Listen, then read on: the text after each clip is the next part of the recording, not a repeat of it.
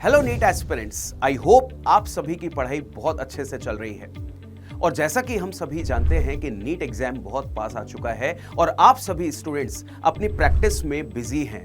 कई test paper आप practice कर रहे हैं, अपनी स्टडीज कर रहे हैं, पर काफी बच्चों से जब बात होती है तो उनका एक बहुत कॉमन प्रॉब्लम होता है कि सर जब हम लोग क्वेश्चन पेपर अटेम्प्ट करते हैं और उसके बाद जब उसका रिजल्ट ऑब्जर्व करते हैं तो काफी कुछ नेगेटिव मार्किंग हमारी हो जाती है। हमें एग्जाम के दौरान ऐसा लगता है कि ये हम बिल्कुल सही कर रहे हैं, पर जब हम लोग उसका रिजल्ट देखते हैं तो पता चलता है कि ये हम गलत करके आए हैं। या रूम पर जब हम लोग प्रैक्टिस करते हैं तो वो आंसर सही हो जाता है, जबकि हम लोग एग्जाम हॉल में जब देते हैं तो वो गलत हो जाता है। सो स्टूडेंट्स, इस वीडियो में हम यही डिस्कस करना चाहते हैं कि आपके ये जो नेगेटिव मार्किंग हो रही है उसको हम लोग कैसे रिड्यूस कर सकते हैं। So students, it's okay to make mistakes, but the main thing is don't repeat that. Student, एक बहुत ही इंस्पिरेशनल एग्जाम्पल है हमारे पास, एडिसन, थॉमस एडिसन। आप सभी जानते हैं कि जब वो इलेक्ट्रिक बल्ब डेवलप कर रहे थे तो काफी कुछ गलतियां उन्होंने की। एक बार उनसे पूछा गया कि आप इतनी सारी गलतियां आपने की हैं, आप हर बार विफल हो रहे हैं, तो कैसा आप महसूस कर रहे हैं? तो थॉमस एडिसन का जवाब था कि मैं अपनी गलतियों से सीख रहा हूं और मुझे हर बार यह पता चलता है कि मुझे क्या नहीं करना है। और जब उन्होंने अपनी गलतियों से सीखा, अपनी मिस्टेक्स को एनालाइज किया और उनको जब रिपीट उन्होंने नहीं किया तो आप सभी जानते हैं कि एट लास्ट वो सक्सेस हुए।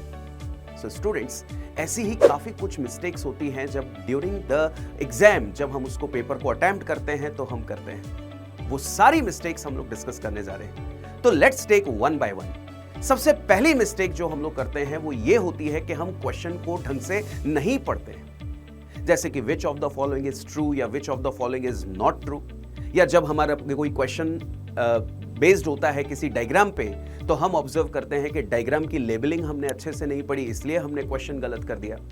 तो हमें सबसे पहले जब भी कोई क्वेश्चन सॉल्व करना है तो क्वेश्चन को बहुत आराम से और क्वेश्चन को ढंग से पढ़ना है, ताकि क्वेश्चन पढ़ने की वजह से हमारी गलती ना हो। सेकंड थिंग, जब हम लोग क्वेश्चन पेपर देखते हैं तो हम ओवर कॉन्फिडेंट हो जाते हैं किसमें? जब क्वेश्चन इजी नजर आ जाता है। और जब क्वेश्चन इजी होता है हम ओवर कॉन्फिडेंट होते हैं और जल्दीबाजी में जो आंसर मार्क करते हैं कई बार हम गलत उसको मार्क कर देते हैं। तो स्टूडेंट, ऐसा नहीं करना है। अगर क्वेश्चन सिंपल है, भले ही वो आपको अच्छे से आता है, आप उसको बहुत जल्दी सॉल्व कर सकते हैं, फिर भी आप उस क्वेश्चन को ढंग से ऑब्जर्व करके उसको आंसर करेंगे। थर्ड होती है स्टूडेंट्स कैलकुलेशन एरर। कई बार होता है कि हमारे पास स्पेस कम हो जाने की वजह से हम टेस्ट पेपर में बहुत रैंडम कैलकुलेशन करते हैं, जिसकी वजह से एक क्वेश्चन की कैलकुलेशन दूसरे क्वेश्चन में मिक्स हो जाती है और एट लास्ट टाइम ज्यादा लग जाता है और हम कहीं ना कहीं मिस्टेक कर देते हैं। सो स्टूडेंट्स, आपको कैलकुलेशन एरर को नहीं रिपीट करना है। इसके अलावा अगर हम लोग बात करें तो नेक्स्ट एरर स्टूडेंट्स जो कि बहुत इंपॉर्टेंट है वो है OMR फिलिंग की। स्टूडेंट्स, जब OMR फिल आप करते हैं तो कई पैटर्न होते हैं जब आप उस OMR को फिल करने के लिए अपनाते हैं। आपको हमेशा इस बात का ध्यान रखना है कि आपको एक नई हैबिट नहीं दोहरानी है।